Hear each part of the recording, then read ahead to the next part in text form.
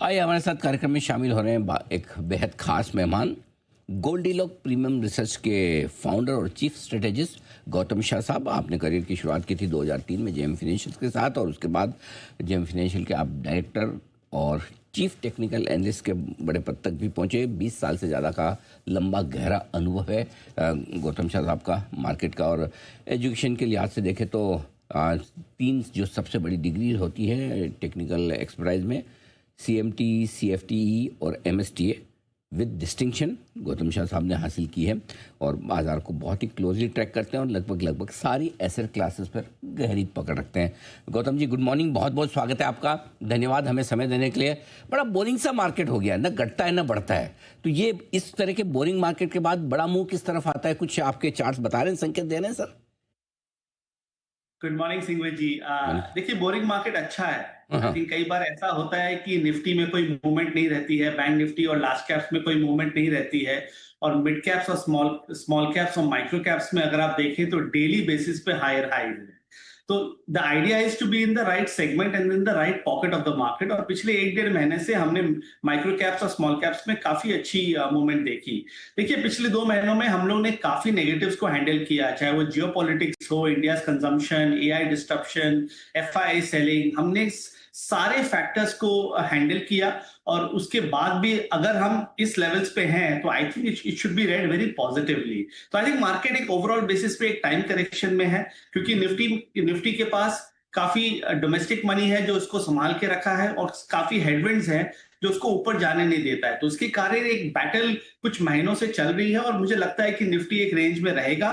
But पिछले 7 दिनों में जो हुआ है, मुझे लग रहा है कि इस बार ब्रेकआउट जेन्युइन है। मार्केट 24,600 तक नियर टर्म में जा सकता है, और 25,500 अगर आपका 2 से 3 महीने का व्यू है तो वहां तक जा सकता है। बट ये भी परसेंटेज टर्म्स में कोई बहुत बड़ा मूव है नहीं।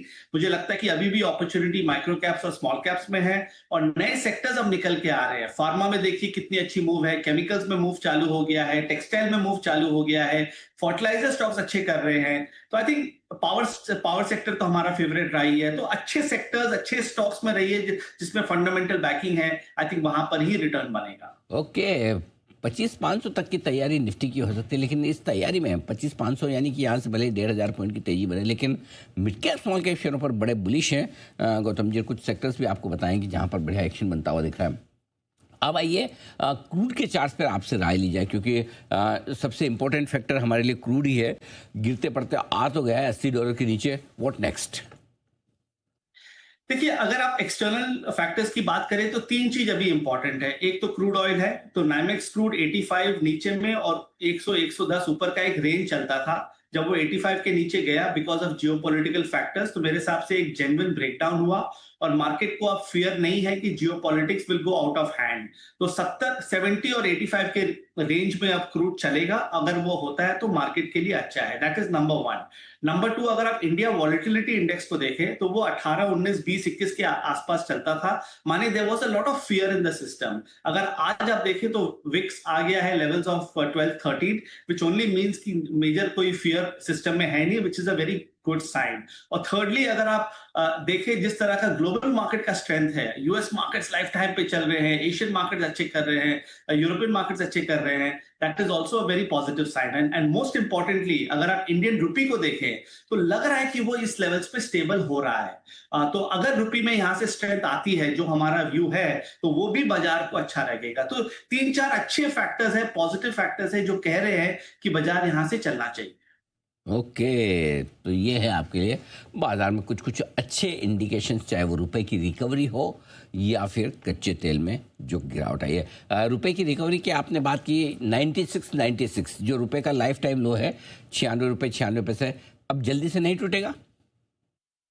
लग तो नहीं रहा है। देखिए, पिछले 6 महीनों में तो लोअर लो बनाते चला गया, बट अब मुझे लगता है कि जो 96 हाफ 97 का जो लेवल है, लग रहा है कि एक बार वो बचा रहेगा। मुझे चार्ट्स पे ये इंडिकेशन आ रही है कि यहां से 90 और 90 के नीचे जाने की चांसेस ज्यादा हैं। और अगर वो होता है तो ऑब्वियसली वो इक्विटी मार्केट्स के लिए और एफआईएस के लिए काफी अच्छा रहेगा, और हमें चाहिए भी, क्योंकि हम पिछले 2-3 सालों से या कितने सालों से रुपए की डिप्रिसिएशन देख रहे हैं। बट पहली बार चार्ट्स में ये इंडिकेशन आया है कि यहां से रुपए में तेजी आनी चाहिए।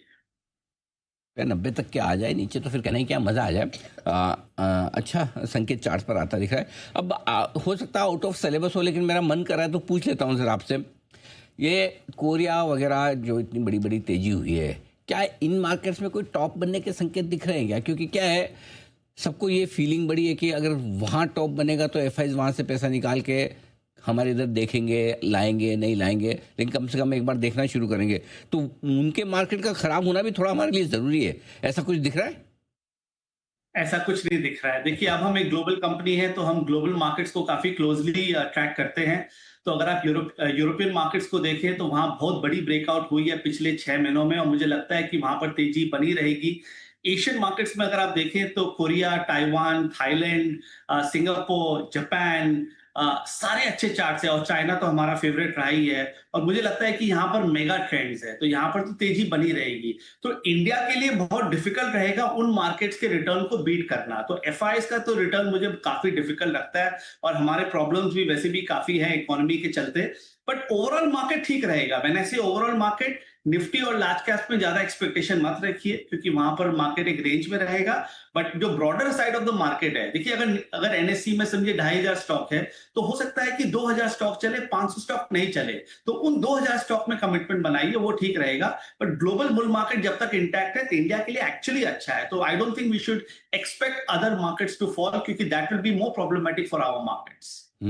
ठीक बात है। हमें कुछ ना कुछ अच्छा करना पड़ेगा, तभी हमारे यहाँ तेज़ी ज़्यादा बढ़िया होती दिखेगी। अब आइए, कुछ छोटे सेक्टर्स की आपने बात की जो मिड कैप और स्मॉल कैप स्पेस में है, जहाँ पर केमिकल्स, टेक्सटाइल वगैरह में अच्छे मौके दिख रहे हैं। लेकिन लार्ज कैप्स में अगर किसी को देखना हो या बड़े सेक्टर्स पर कॉल लेना हो, तो कौन से सेक्टर्स आपको मजबूत नजर आते हैं? सिर्फ देखिए, अगर मार्केट को 25,500 तक जाना है तो एक तो कुछ हैवीवेट सेक्टर्स को चलना पड़ेगा। बैंक निफ्टी में बहुत अच्छी तेजी आई है पिछले 1 महीनों में, 58,000 के आसपास चल रहा है। मुझे लग रहा है कि ये 60,000 तक चला जाएगा। सो ये कंट्रीब्यूट करेगा। बट द बिगेस्ट कंट्रीब्यूटर मेरे हिसाब से जो हमारा कॉन्ट्रा व्यू है, और हम टेक्नोलॉजी सेक्टर पे पिछले 12 महीनों से बेरिश रहे हैं, पहली बार लास्ट वीक हम इस पे पॉजिटिव हुए हैं। मुझे लगता है कि सारी जो पेसिमिज्म है, सारी जो नेगेटिविटी है, वो प्राइस में है। आईटी इंडेक्स का 26,000 का लॉन्ग टर्म सपोर्ट था, जिसने वो लास्ट फ्राइडे को टेस्ट किया। मुझे लगता है कि यहां से टेक्नोलॉजी सेक्टर में बहुत बड़ा कमबैक आएगा, और अगर वो आता है तो निफ्टी को काफी तरीके से हेल्प करेगा। सो टेक्नोलॉजी और बैंकिंग, ये दो सेक्टर्स हैं जो मार्केट को अच्छे रखेंगे। और इसके साथ साथ आई थिंक हमें ऑब्वियसली कैपिटल गुड्स अच्छा लगता है। I think that's been our favourite all along. Okay, IT, bank, capital good, ये तीन बड़े सेक्टर हैं जो बढ़िया एक्शन में। और स्पेशली आपने आईटी की बात की तो गौतम जी, बहुत सारे लोगों को बड़ी रिलीफ मिली होगी, क्योंकि आईटी में लगभग सब फंसे हुए हैं, और अगर बड़े सपोर्ट के लेवल आ गया आईटी इंडेक्स, तो ये एक बड़ी रिलीफ वाली बात हो सकती है। अच्छा, एक चीज़ और, मतलब सब ठीक है, सब कुछ बढ़िया दिख रहा है, होना भी चाहिए, लेकिन प्रिपेयर फॉर द वर्स्ट। क्या बड़े सपोर्ट लेवल आप देखते हैं निफ्टी, बैंक निफ्टी में कि भाई अब इसके नीचे गया तो अपना तेजी का व्यू खत्म, फिर मामला गड़बड़ है? मुझे नहीं लगता है। पिछले 1 साल से मार्केट डरा जरूर रहा है, और हर बार जब वो गिरता है तो ऐसा लगता है कि अब 22,000 का लेवल टूट जाएगा। मेरा मानना है कि हम इस पूरा साल 22,000 और 26,000 के बीच में ही चलेंगे। हो सकता है कि ऊपर की तरफ एक अटेम्प्ट होगी, पर जिस तरह के नेगेटिव फैक्टर्स हमने हैंडल किए हैं पिछले 18 महीनों में, अगर डोमेस्टिक मनी का सपोर्ट नहीं होता, तब मेरे हिसाब से हम 22,000 के नीचे भी चले जाते। तो मेरा तो मानना है कि market has seen the worst, और जिस तरह की कमबैक माइक्रो कैप्स और स्मॉल कैप्स में है, मुझे लगता है कि वो इंडिसेस लाइफ टाइम हाइस की तरफ जाएंगे। सो अगर आप वर्स्ट के सिनारियो भी पकड़िए, तो सारे जो नेगेटिव्स में दुनिया में होने थे, उसको हमने ऑलरेडी फैक्टर इन कर चुके हैं। और आई थिंक गवर्नमेंट भी अब इंडिया में काफी अंडरस्टैंड करती है कि उन्हें क्या करना है एफआई मनी और डोमेस्टिक मनी का फ्लो को रखने के लिए। तो उसके चलते मुझे लगता है कि economy will also make a big comeback in the next 3 to 6 months. Okay, तो ये है आपके लिए इंटरेस्टिंग कि 22,000 और 26,000 की रेंज, और इस रेंज में बायस ऊपर की तरफ ज़्यादा। ये है पूरा का पूरा बाजार का विश्लेषण गौतम शाह साहब की नज़र में। सर, बहुत बहुत धन्यवाद आपका, आपने समय दिया और विस्तार से बाजार के डायरेक्शन पर और इन्वेस्टमेंट के मौक़ों पर अपनी राय हमारे दर्शकों के सामने रखी। Thank you so much sir, जल्दी आपसे फिर मुलाकात होगी। आज के लिए बहुत बहुत शुक्रिया। और इस बीच एक छोटे से